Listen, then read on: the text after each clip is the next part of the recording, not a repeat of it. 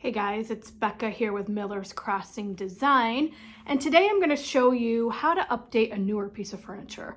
Do you have a piece of furniture that you really love, that's newer, that you spent a good amount of money on, but you changed your color scheme or your design style has changed a little bit and you don't necessarily want to get rid of them because you did spend decent money on them and they're good quality. So a lot of times you can update these pieces with paint, and I'm going to show you how to do that. I will show you this piece that I'm actually doing for a client, and this is exactly what happened. She bought these 3 bar stools and they were just too warm for the look that she's going for in her new design style. So here they are right here. You can see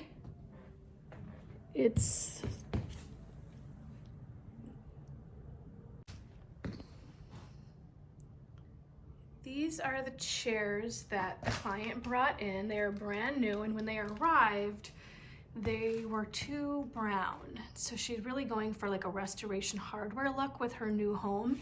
And so I'm gonna help her achieve that with paint using DIY clay paint, and then I will show you how to do it for yourself.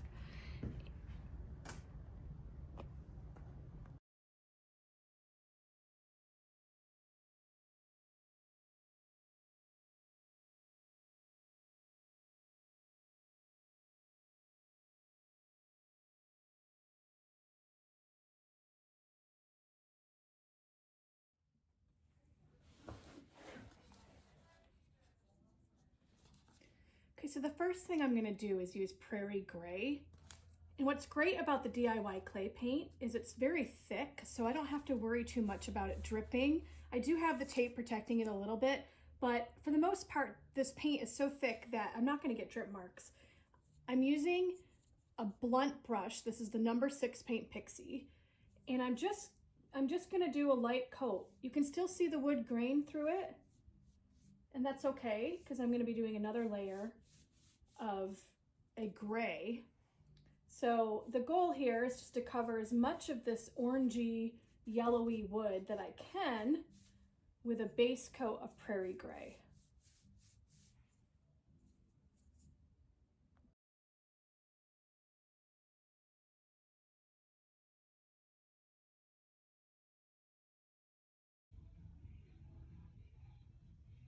So this is what it looks like when it's dry. And now I'm going to do the same exact thing with gray.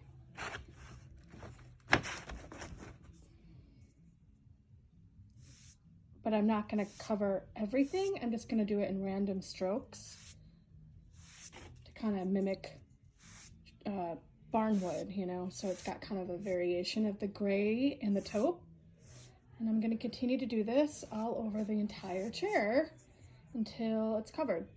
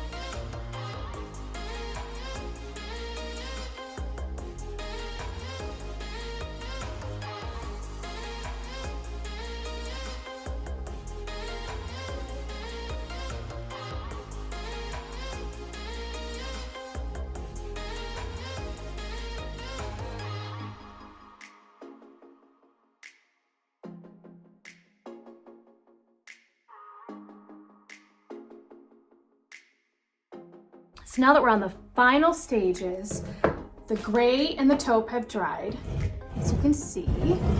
So now the final step is I'm going to use dark wax and I'm going to use white wax. And I'm going to alternate using a French tip pointed brush. I'm going to start up here and I'm going to pull down You want to make sure that you have a rag handy too.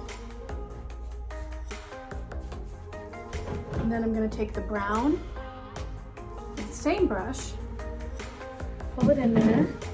I'm going to keep going blending up and down until I get that look that I'm going for. It's just kind of giving it a driftwood finish. I'm going to keep doing that all the way around. And then I will finish the whole thing with a clear wax after this is dried, and then I will polish it.